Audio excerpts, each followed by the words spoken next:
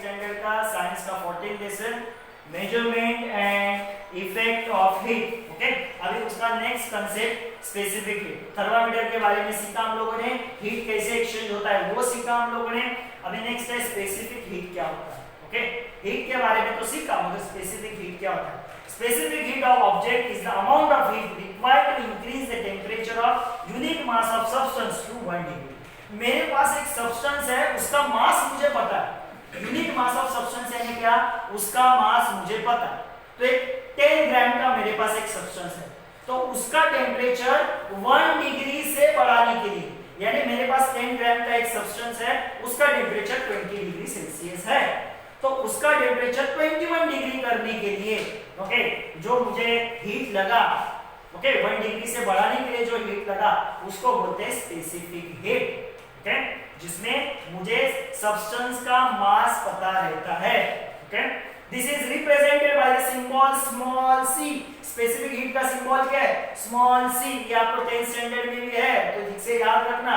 ऐसा unit is joule per kg degree Celsius and CGS unit is calorie per gram degree Celsius। Okay, heat का unit क्या था, joule and calories, मगर यहाँ पे specific heat में उस सब्सटेंस का मास भी पता है। तो मास किसमें होता है, केजी या फिर ग्राम में, इसलिए इसका यूनिट ऐसा बनता है, जूल पर केजी डिग्री सेल्सियस, कैलोरी पर gram degree Celsius. Suppose Q amount of heat is required. Suppose मेरे पास एक ऑब्जेक्ट है, उसको कितना हीट लग रहा है, Q।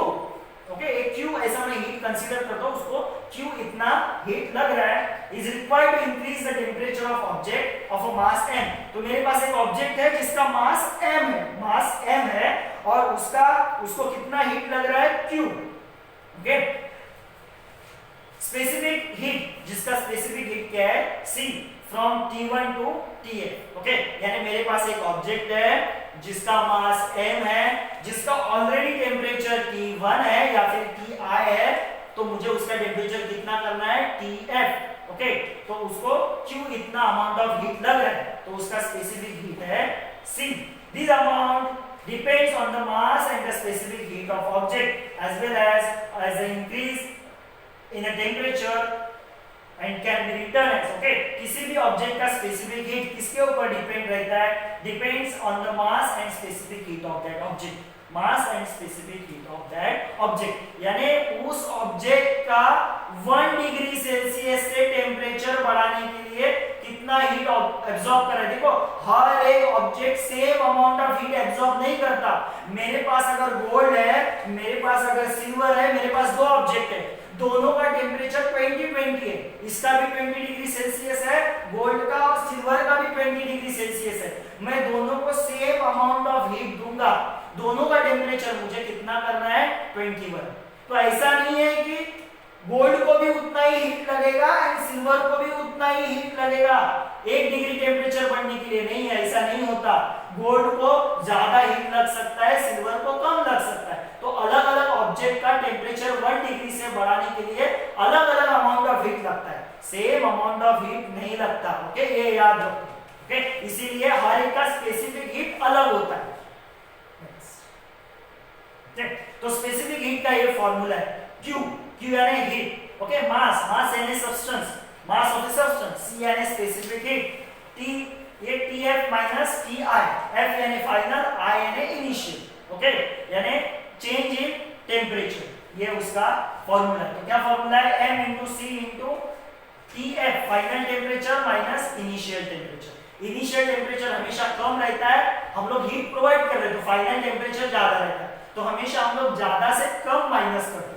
तो ये फाइनल टेम्परेचर ज्यादा रहता है, इसके लिए उससे कम वाला टेम्परेचर माइनस करते हैं।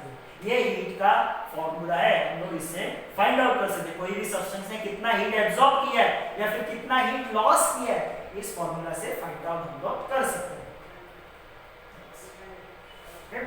अभी एक इंस्ट्रूमेंट है कैलोरीमीटर, क्या नाम है इसका, कैलोरीमीटर। इससे भी हम लोग किसी भी सब्सटेंस का हीट फाइंड आउट कर सकते हैं। क्या है कैलोरीमीटर, एक इस तरीके का इंस्ट्रूमेंट है, एक जार रहता है, ओके, इसके अंदर एक कॉपर का जार होता है, इसके अंदर एक कॉपर यूटेंसिल होता है, उसको बाहर से कवरिंग होता है, ओके, इंसुलेटिंग मटेरियल का कवरिंग होता है, आप बोल सकते हो वुड का कवरिंग होता है, जिसके अंदर लकड़ी से हीट अंदर भी नहीं जाता, बाहर भी नहीं जाता। और इसको यहाँ से सील किया जाता है, बीच में एक थर्मामीटर डाला है, ओके, इसके अंदर जो भी जिसका भी मेजर करने का है हीट वो डाला जाता है सब्सटेंस, और इधर एक स्टर है स्टर करने के लिए, ओके। इस तरीके का ये इंस्ट्रूमेंट है जिसको बोलते हैं कैलोरीमीटर, ओके, जो हीट को मेजर करता है, okay. We are seeing that the thermometer is used to measure the temperature of the substance, okay।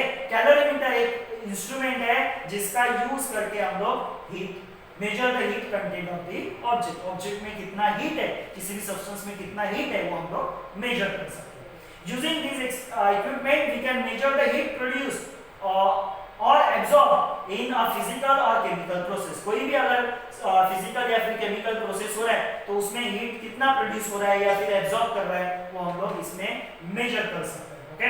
अभी देखो इस तरीके का ये इंस्ट्रूमेंट होता है, क्या होता है, a similar thermoflask, a calorimeter has two vessels, inner and outer one। दो वेसल्स होते हैं, ये देखो, ये इनर वेसल्स और ये आउटर वेसल्स, ओके। अभी इनर वेसल्स क्या होता है, आउटर वेसल्स क्या होता है, आगे, okay. This is where no heat can be transferred from the inner to the outer vessel or from the outer to inner vessels, okay। अभी क्या होता है, इनर वेसल्स ये मेटल का होता है, नॉर्मली कॉपर का होता है, और ये लकड़ी का होता है, जिससे क्या होता है, अंदर का हीट बाहर नहीं जा सकता, बाहर का हीट अंदर नहीं जा सकता। जो भी रिएक्शन होगा, हीट एब्जॉर्ब होगा, वो अंदर के अंदर ही होगा, okay.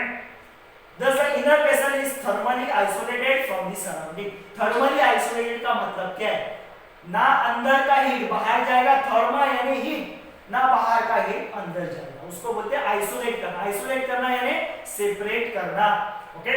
The inner vessel is made up of copper, जैसे मैंने बताया इसका बना रहता है कॉपर, जरा हम मराठी तांबा असं म्हणतो, ओके, तांब्याचा, ओके। और thermometer for measuring the temperature, देखो थर्मामीटर डाला है उसके अंदर एंड एक स्टरर डाला है, देखो वो मिक्सचर को मिक्स करने के लिए स्टरर रहता है और उसको ऊपर से पैक कर देते हैं। Water at fixed temperature is placed inside the calorimeter। पहले मैंने कैलोरीमीटर में क्या डाला, वाटर डाला। This means that the temperature of the inner vessels and that of the water in it are the same। अभी मैंने अंदर कौन सा बर्तन है, कॉपर का, तो मैंने उसके अंदर वाटर डाला है, यानी जो वाटर का टेम्परेचर रहेगा उस कॉपर के बर्तन का अंदर का जो लेयर है उसका सेम टेम्परेचर रहेगा, दोनों का temperature same, okay. When the hot object is placed in water, अगर मैं उस पानी के अंदर जो नॉर्मल पानी है 30 डिग्री सेल्सियस का, उसके अंदर मैं 80 डिग्री सेल्सियस का पानी डालता हूं, यानी हॉट ऑब्जेक्ट डाल रहा हूं, तो क्या होता है, हीट इज एक्सचेंज, तो क्या होगा, ओके। मेरे पास क्या है, कॉपर जो तांबे का बर्तन है अंदर का वो है, और क्या है मेरे पास पानी है, ओके। इन दोनों का टेम्परेचर कितना है, 30 डिग्री सेल्सियस, ओके। अभी मैं उसमें क्या डालूंगा, 80 डिग्री सेल्सियस का पानी डालूंगा, हॉट ऑब्जेक्ट यानी 80 डिग्री सेल्सियस का पानी डालूंगा, तो क्या होगा, और मैं इसमें डालता हूं water which is 80 degree Celsius. अभी हीट एक्सचेंज होगा यहाँ पे, तो किसमें हीट एक्सचेंज होगा, हीट किसका ज्यादा है, इसका ज्यादा है, इस वाटर का जो बाद में डाला है मैंने, और किसका कम है, इन दोनों का सेम है 30 डिग्री सेल्सियस। अभी यहाँ पे हीट एक्सचेंज होगा, तो ये 80 डिग्री सेल्सियस वाला वाटर किसको हीट देगा, वो देगा हीट किसको, वाटर को एंड कॉपर को। तो इन दोनों का टेम्परेचर बढ़ेगा, क्या होगा, बढ़ेगा, क्योंकि ये हीट क्या कर रहे हैं, एब्जॉर्ब कर रहे हैं, हीट को एब्जॉर्ब कर रहे हैं, तो इनका टेम्परेचर बढ़ेगा। ये हीट को लॉस कर रहा है, दे रहा है, तो इसका टेम्परेचर क्या होगा, डिक्रीज होगा, और ये कब तक चलता रहेगा हीट एक्सचेंज, जब तक इसका और इसका टेम्परेचर सेम नहीं होता, तब तक ये चलता रहेगा, ओके। तो देखो क्या लिखा है यहाँ पे, okay. When the hot object is placed in water, the heat exchange between the hot object, water and calorimeter, calorimeter यानी वो कॉपर का अंदर का बर्तन, okay, and all the three reach at the same temperature। heat exchange होगा तीनों में, और तीनों एक सेम टेम्परेचर पे जाएंगे। As the calorimeter is thermally isolated from the surrounding, अभी कैलोरीमीटर को तो पैक किया है बाहर लकड़ी से या फिर ऐसे सब्सटेंस से जिससे हीट बाहर नहीं जा रहा है। The total heat lost by the hot object is equal to the total heat absorbed by the calorimeter and water inside it। जितना हीट वो गर्म पानी लॉस करेगा, उतना ही हीट वो ठंडा पानी, नॉर्मल पानी एंड वो कॉपर ऑब्जेक्ट हीट एब्सॉर्ब करेगा, ओके। तो अगर उस गर्म पानी ने 30 डिग्री सेल्सियस हीट लॉस किया, तो उतना ही वो एब्जॉर्ब करते हैं। ओके, जितना इसने लॉस किया है उतना ही दूसरा एब्जॉर्ब करेगा। Similarly, we put the cold object in the calorimeter. The cold object will receive the heat. Okay, अभी मेरे पास पानी है 30 डिग्री सेल्सियस का और किसके अंदर डाला है कैलोरीमीटर, यानी उस कैलोरीमीटर का टेम्परेचर भी 30 डिग्री सेल्सियस है।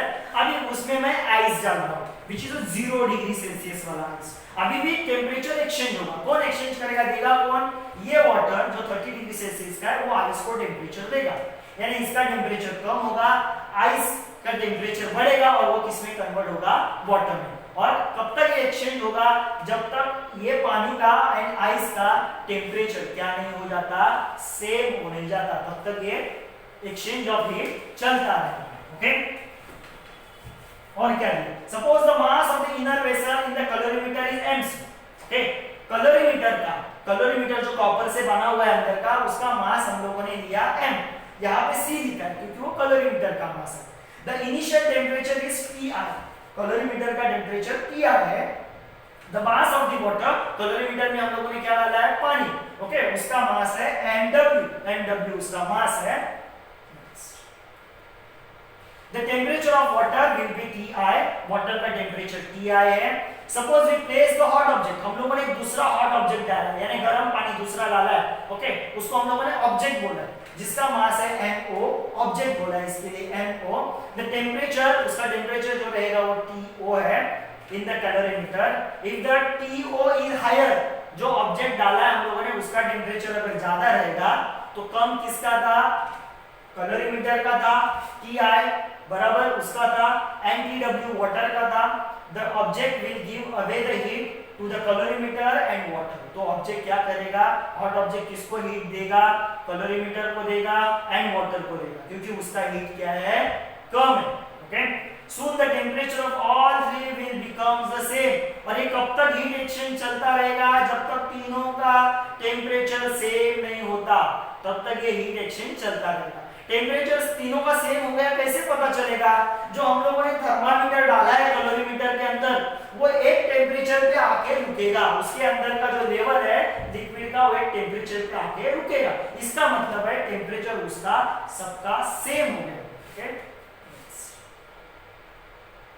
Okay, let us call the final temperature Tf। अभी सबका टेम्परेचर सेम हो गया तो final temperature Tf। Okay, the total heat given by the object, एक ऑब्जेक्ट ने हीट दिया, ओके, वो है हीट। ओके, और ऑब्जेक्ट ने हीट दिया वो QO है। ओके, और दो ऑब्जेक्ट ने हीट लिया है, किसने किसने लिया, ओके, एक है कैलोरीमीटर ने, इसके लिए QC लिखा है, और दूसरा ऑब्जेक्ट था वाटर, उसने हीट लिया, इसके लिए QW लिखा है। ओके, तो हीट लॉस किसने किया है, ऑब्जेक्ट ने, QO।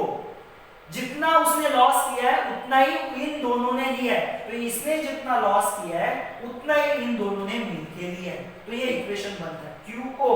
Okay, heat loss by object is equal to heat gain by calorimeter plus heat gain by water. तो ये फॉर्मूला बन जाता है। ओके, कोई भी जो भी ऑब्जेक्ट, एक ऑब्जेक्ट लॉस करेगा तो उतना ही हीट दूसरा ऑब्जेक्ट लेगा। ओके, उससे ज्यादा नहीं लेगा, कम नहीं लेगा, सेम अमाउंट ऑफ हीट लेगा। ओके, तो ऐसा इधर यहाँ पे एक फॉर्मूला बन जाता है। Next, if the specific heat of material of the calorimeter, water and object are, अगर सबका हम लोग को स्पेसिफिक हीट पता है, स्पेसिफिक हीट पता है, C for calorimeters, W for water and O for object। Okay, तो हम लोग अलग अलग फॉर्मूला लिख सकते हैं। देखो, हीट का फॉर्मूला है m into delta T, delta T यानी change in the temperature, final temperature minus initial temperature, and ये है specific heat of object. Okay, water का हीट हम लोग ऐसा निकाल सकते हैं, mass into delta T CW, C यानी स्पेसिफिक हीट। वैसे ही कैलोरीमीटर का भी निकाल सकते हैं, mass of calorimeter, change in temperature of calorimeter and specific heat of calorimeter. Okay, ये देखो डेल्टा टी वो क्या है, उसका फाइनल टेम्परेचर माइनस इनिशियल। अभी देखो इसका ये इनिशियल ही है क्योंकि उसका इनिशियल ज्यादा है, फाइनल कम है, और ये दोनों एब्जॉर्ब कर रहे हैं तो इनका फाइनल ज्यादा है, इनिशियल कम। ओके, जब फाइनल से इनिशियल माइनस किया जाता है या फिर हायर से लोअर माइनस किया जाता है तो उसको बोलते हैं डेल्टा। क्या बोलते हैं उसको, डेल्टा। ओके देखो हायर से लोअर को माइनस कर, तो उसको डेल्टा बोलते हैं। तो इस तरीके का फॉर्मूला बन जाता है पूरा इस तरीके का। ये है ऑब्जेक्ट का, ये है वाटर का, और ये है कलरीमीटर का, जो हम लोगों ने पहला फॉर्मूला लिखा था QO is equal to QW plus QC। तो वही है QO, देखो उसका वैल्यू डाला है, यहाँ पे QW का वैल्यू डाला है, यहाँ पे QC का वैल्यू डाला है। ऐसा एक पूरा यहाँ पे फॉर्मूला बन जाता है।